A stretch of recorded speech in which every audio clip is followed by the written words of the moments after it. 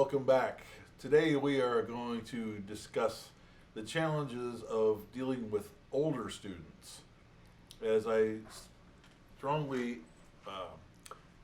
reiterate on most of these episodes, most of your students are kids, but if you do enough teaching, you're going to come across some adult students, especially if you're booked up at a music store like I was previously before COVID, and hopefully will be again after this horse fuckery dies down, whenever the hell that's going to be.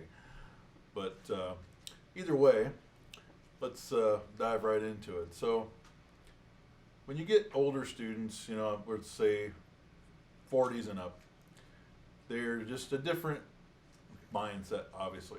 Most of your older students are going to be people who are retirees or those who have just never played an instrument before, especially if are in retirement now. Now they actually have the time to focus on it because they need something to occupy themselves with.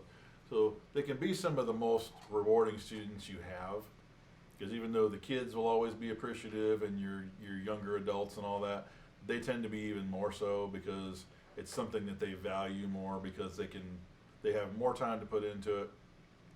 And as I just said a second ago, it's a lot of the time something they've wanted to do for a really long time, but either never just went ahead and did it, or have been wanting to for forever, and they're just now getting around to it. So it's something that they're more into, and they just appreciate more because they can really focus on it now. They don't have work and all kinds of other things to get in the way.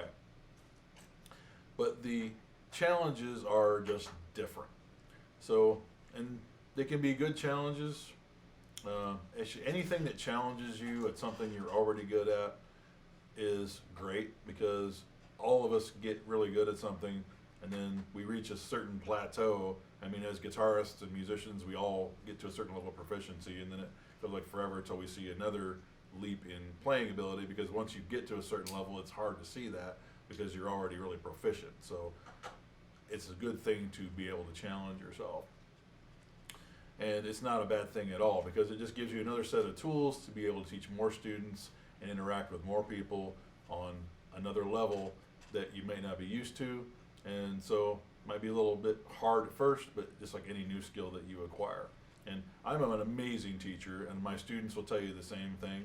They love me, but I'm always finding new ways to combat this situation, or to improve this, or et cetera, et cetera, et cetera. Just doing this YouTube channel is already in my angle with the amount of topics and the amount of scenarios and the amount of ways that can be approached to do things just as good, if not better, than they've already been.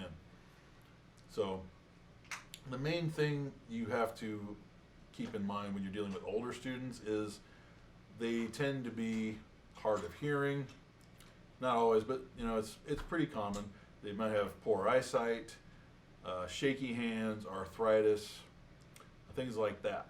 So again, always, no matter what kind of student you have, patience is your biggest virtue. So just like with kids, you're going to have to repeat yourself a lot more. You might have to speak up a little louder. It's not a problem. Just be cool and take your time with them. They're probably going to learn things a little slower. They still struggle about as much as the average student does, especially if they've never played an instrument before, or if they haven't. It could have been 30, 40 years ago, or however long it's been, a very long time. Or for any number of reasons, they might have had a very long break from it. A lot of people come in with a guitar that's been in the closet for 20 years and just decide they're finally going to get it set up and learn how to play it. So when they have the disability, they could be disabled, but the dilemmas that they do with just the things that come with aging, just be accommodating.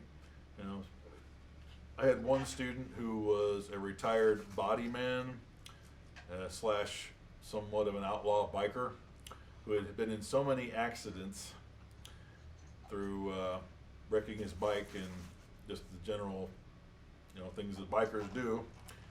And he had to literally let go of the guitar neck every minute or two because the arthritis in his hands wouldn't allow him to grip the strings for any longer than that.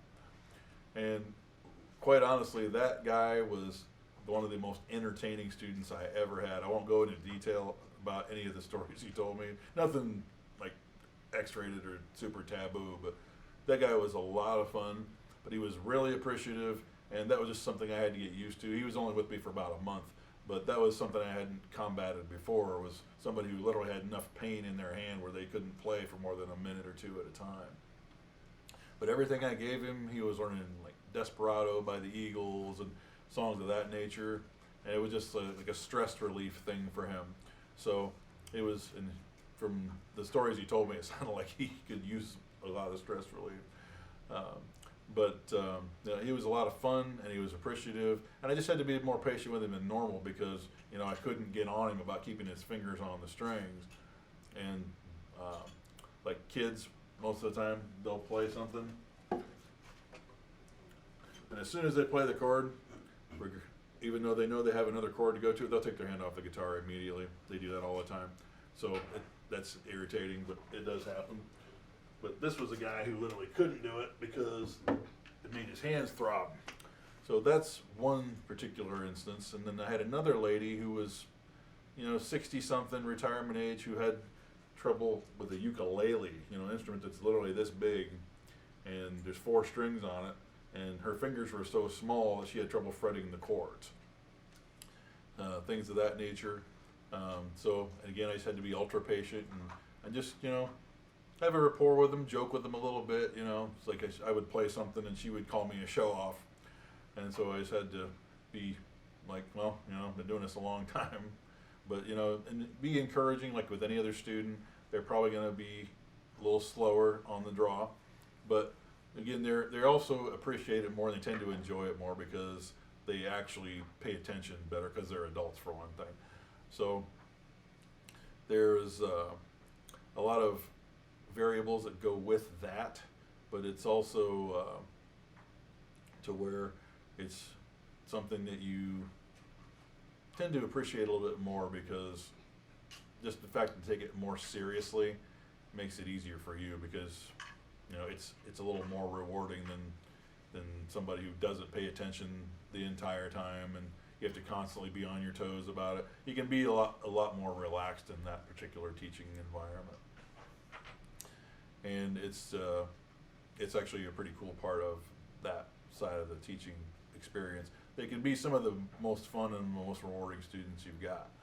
And they tend to have funds more so than the average student too. They might take lessons for longer. Adults usually don't stick around as long, but if they're really into it, then getting them to pay isn't really that difficult either most of the time. They'll usually always be the first people to take your advice as well. So that's also a plus because a lot of your students, as we've talked about in previous episodes, just doesn't mean they don't care what you're telling them. It just doesn't sink in and you have to say it over and over again. So that's the breakdown for this episode. So keep in mind, you know, older students, hard of hearing, shaky hands, arthritis, poor eyesight, potentially, if not all of those things, and, you know, bad back, whatever. You just have to be a little more patient on the other end of the spectrum because of all of those parameters. Another thing you probably will have to do is write out the numbers on the tab sheets, darker and with, you know, bigger numbers, or just where it's more easily seen, as well as all the other parameters that go into it. But again, there's not too much more to that other than just understanding that that's part of where they are at the time, and your job is to make that experience as enjoyable as possible for them. And if you have been teaching or working with people for very long, then you really can't deny that it should be fairly easy once you get a little bit of experience with it. And it'll be just as rewarding, if not more, than with your younger students. And probably more so. Nothing against kids, because they can be really awesome too. But it's nice to interact with an adult after you've been dealing with kids for several hours a day, just because you can have an adult conversation of some sort, regardless of what the topic is, and you can let loose a little bit too. Like some of these students, I can go off and start cursing the government or whatever I feel like that day, and they're going to be right there with me agreeing, or actually, you can go there. Like one of my last adult students, I only had a couple lessons with. He was a firearms dealer, so, and from the Midwest where I'm from, so that was really cool. And I forget, he told me about hanging out with, what band was it? Oh, it was Wasp. It's one of my favorite bands. Yeah, driving Blackie Lawless around drunk off his ass, only in L.A. In the early '80s. So that's just a cool perk, And in LA, there's a lot of cool perks you don't get anywhere else, just because none of this shit happens anywhere else. So, but anyway, I know I'm rambling on here and going a little too far probably, but just keep those few parameters in mind. There's not a lot of complexity to this topic, but it's another facet of being a teacher and another potential scenario that you will deal with if you do enough teaching that you should know how to approach.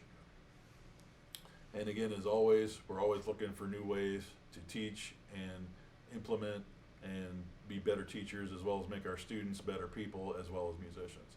So thanks for tuning in. That's all for today. Hit the subscribe button, click the bell, and we'll see you on the next one. Peace out.